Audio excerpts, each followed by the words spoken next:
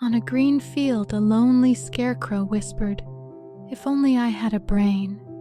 And with that, Dorothy's journey took a magical turn. Down the yellow brick road, Dorothy discovers what it means to truly help someone, even if they're stuffed with straw. Chapter 3. How Dorothy Saved the Scarecrow. When Dorothy was left alone, she began to feel hungry. So she went to the cupboard and cut herself some bread, which she spread with butter. She gave some to Toto, and taking a pail from the shelf, she carried it down to the little brook and filled it with clear, sparkling water. Toto ran over to the trees and began to bark at the bird sitting there. Dorothy went to get him and saw such delicious fruit hanging from the branches that she gathered some of it, finding it just what she wanted to help out her breakfast. Then she went back to the house, and having helped herself and Toto to a good drink of the cool, clear water, she set about making ready for the journey to the City of Emeralds. Dorothy had only one other dress, but that happened to be clean and was hanging on a peg beside her bed. It was gingham, with checks of white and blue, and although the blue was somewhat faded with many washings, the Great Oz how to get back to Kansas again. She closed the door, locked it, and put the key carefully in the pocket of her dress. And so, with Toto trotting along soberly behind her, she started on her journey. There were several roads nearby, but it did not take her long to find the one paved with yellow bricks. Within a short time she was walking briskly toward the Emerald City, her silver shoes tinkling merrily on the hard yellow roadbed. The sun shone bright and the birds sang sweetly, and Dorothy did not feel nearly so bad as you might think a little girl would, who had been suddenly whisked away from her own country and set down in the midst of a strange land. She was surprised, as she walked along, to see how pretty the country was about her. There were neat fences at the sides of the road, painted a dainty blue color, and beyond them were fields of grain and vegetables in abundance. Evidently the Munchkins were good farmers and able to raise large crops. Once in a while she would pass a house, and the people came out to look at her and bow low as she went by. For everyone knew she had been the means of destroying the wicked witch and setting them free from bondage. The houses of the Munchkins were odd-looking dwellings, for each was round, with a big dome for a roof. All were painted blue, for in this country of the East blue was the favorite color. Toward evening, when Dorothy was tired with her long walk and began to wonder where she should pass the night, she came to a house rather larger than the rest. On the green lawn before it, many men and women were dancing. 5 little fiddlers played as loudly as possible, and the people were laughing and singing, while a big table nearby was loaded with delicious fruits and nuts, pies and cakes, and many other good things to eat. The people greeted Dorothy kindly and invited her to supper and to pass the night with them, for this was the home of one of the richest Munchkins in the land, and his friends were gathered with him to celebrate their freedom from the bondage of the wicked witch. Dorothy ate a hearty supper and was waited upon by the rich Munchkin himself, whose name was Bach. Then she sat upon a settee and watched the people dance. When Bach saw her silver shoes, he said, "You must be a great sorceress." "Why?" asked the girl. "Because you wear silver shoes and have killed the wicked witch. Besides, you have white in your frock, and only witches and sorceresses wear white." "My dress is blue and white checked," said Dorothy, smoothing out the wrinkles in it. "It is kind of you to wear that," said Bach. "Blue is the color of the Munchkins, and white is the witch color, so we know you are a friendly witch." Dorothy did not know what to say to this, for all the people seemed to think her a witch, and she knew very well she was only an ordinary little girl who had come by the chance of a cyclone into a strange land. When she had tired watching the dancing, Bach led her into the house, where he gave her a room with a pretty bed in it. The sheets were made of blue cloth, and Dorothy slept soundly in them till morning, with Toto curled up on the blue rug beside her. She ate a hearty breakfast and watched a wee Munchkin baby, who played with Toto and pulled his tail and crowed and laughed in a way that greatly amused Dorothy. Toto was a fine curiosity to all the people, for they had never seen a dog before.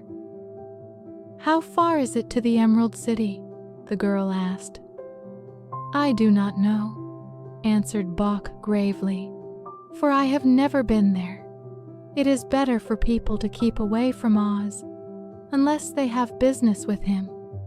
But it is a long way to the Emerald City, and it will take you many days. The country here is rich and pleasant, but you must pass through rough and dangerous places before you reach the end of your journey." This worried Dorothy a little, but she knew that only the great Oz could help her get to Kansas again, so she bravely resolved not to turn back. She bade her friends goodbye and again started along the road of yellow brick. When she had gone several miles, she thought she would stop to rest, and so climbed to the top of the fence beside the road and sat down. There was a great cornfield beyond the fence, and not far away she saw a scarecrow, placed high on a pole to keep the birds from the ripe corn. Dorothy leaned her chin upon her hand and gazed thoughtfully at the scarecrow. Its head was a small sack stuffed with straw, with eyes, nose, and mouth painted on it to represent a face.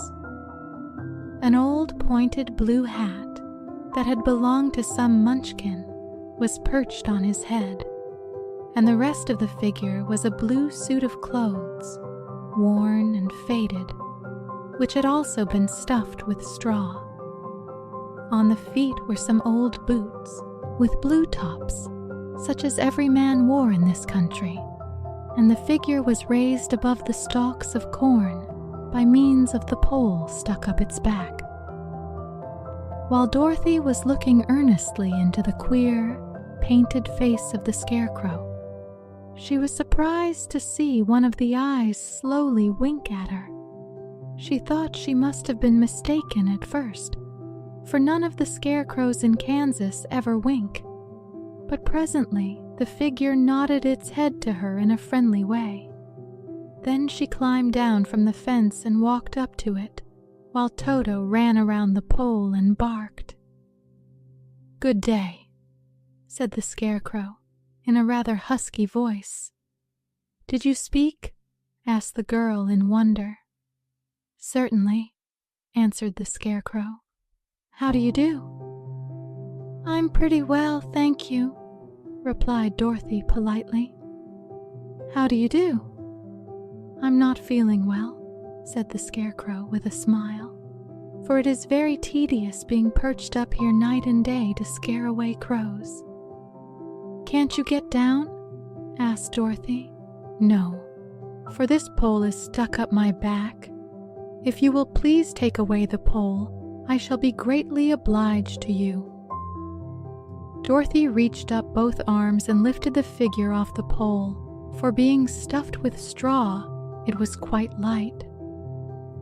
"Thank you very much," said the scarecrow when he had been set down on the ground. "I feel like a new man."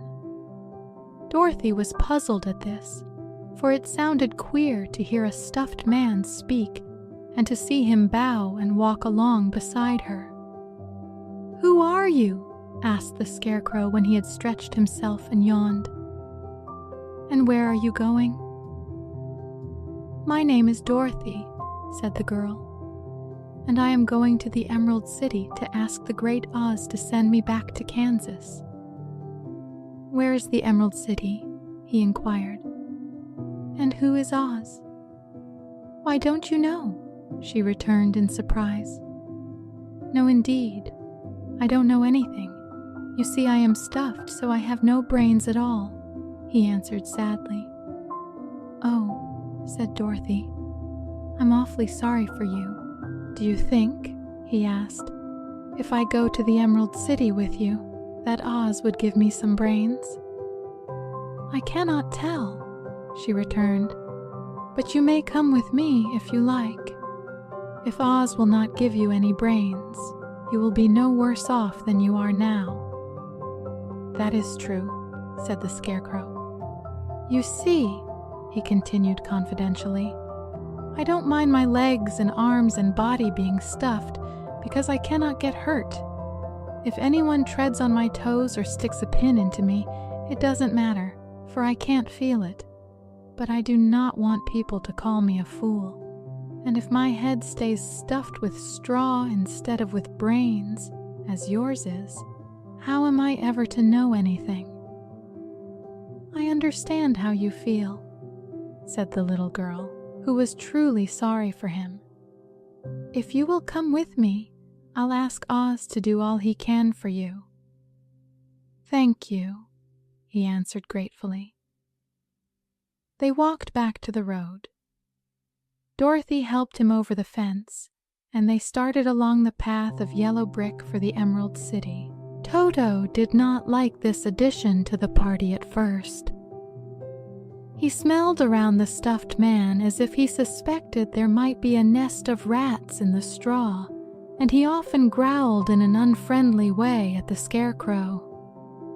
"Don't mind Toto," said Dorothy to her new friend. "He never bites." "Oh, I'm not afraid," replied the Scarecrow. "He can't hurt the straw. Do let me carry that basket for you. I shall not mind it, for I can't get tired. I'll tell you a secret," he continued as he walked along.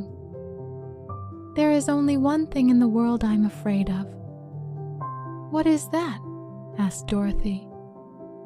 "The Munchkin farmer who made you?" "No," answered the Scarecrow. "It's a lighted match." It was still a pretty frock. The girl washed herself carefully, dressed herself in the clean gingham, and tied her pink sunbonnet on her head. She took a little basket and filled it with bread from the cupboard, laying a white cloth over the top. Then she looked down at her feet and noticed how old and worn her shoes were. "They surely will never do for a long journey, Toto," she said. And Toto looked up into her face with his little black eyes and wagged his tail to show he knew what she meant. At that moment, Dorothy saw lying on the table the silver shoes that had belonged to the Witch of the East. "I wonder if they will fit me," she said to Toto. "They would be just the thing to take a long walk in, for they could not wear out." She took off her old leather shoes and tried on the silver ones, which fitted her as well as if they had been made for her. Finally, she picked up her basket. "Come along, Toto," she said. "We will go to the Emerald City and ask. The Scarecrow may not have had a brain, but perhaps he had something even wiser, a good heart." More strange and wonderful companions await Dorothy on her path, each with a wish, each with a secret. The journey down the yellow brick road has only just begun. Don't miss what happens next. Be sure to like, subscribe, and turn on the notification bell so you won't miss a moment in the land of Oz.